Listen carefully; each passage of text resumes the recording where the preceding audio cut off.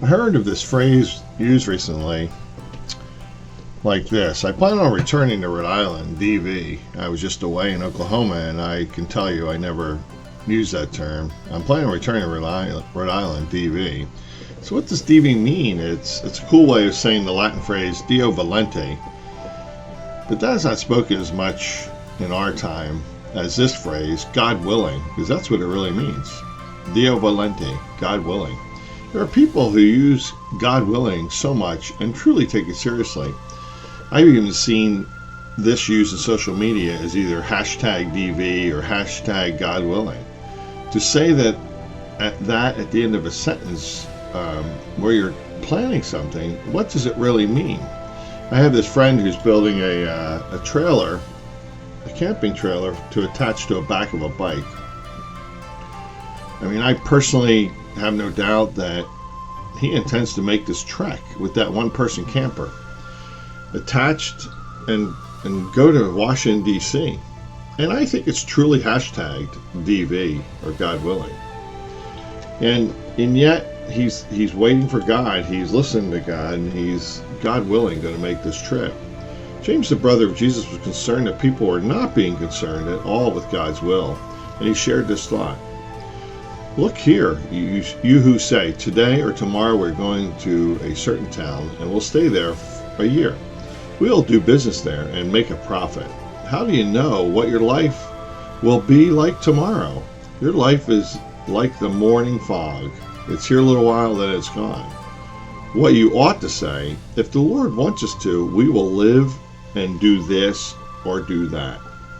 God willing, or praying about something you plan, is allowing your ideas to simply line up with God's. He has plans for you. He's prepared for something awesome in your life. It's like chatting with God and saying, here's what I think I want to do, and adding at the end, is that okay with you? We need to ensure that our future is checkboxed with God. To ensure that is like what James wrote. We are looking to see if the Lord wants us to do this or to do that. We are to live here and now, relying on God to provide and doing our part.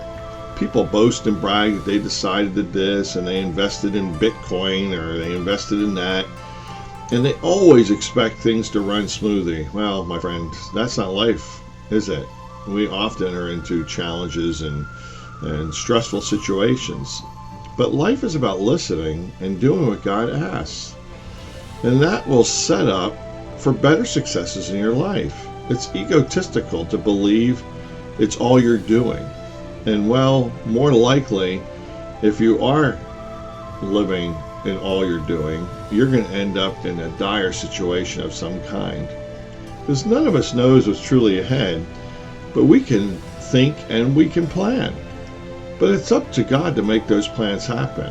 I, for one, maybe you are like me, and others struggle to know how to live each day to the fullest. It's like what Yoda said about Luke Skywalker. A Jedi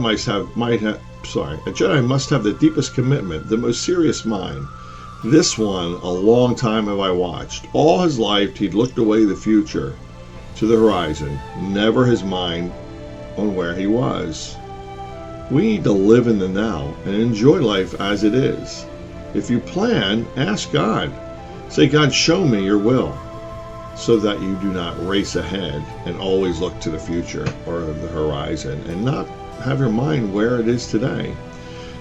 Jesus promised a life of abundance, but we can't enter into that abundance if we're not fully committed in giving our lives over to Him. Don't spend today planning tomorrow and avoid the issues that confront you right now. If you ask God, I promise He will help you live for today. And if you ask God about tomorrow, He will also help you. He will even do that if you don't hashtag DV or God willing at the end of that prayer. I'll see you next week where we talk about the cares, giving our cares to God. Thanks for listening. Have a great day.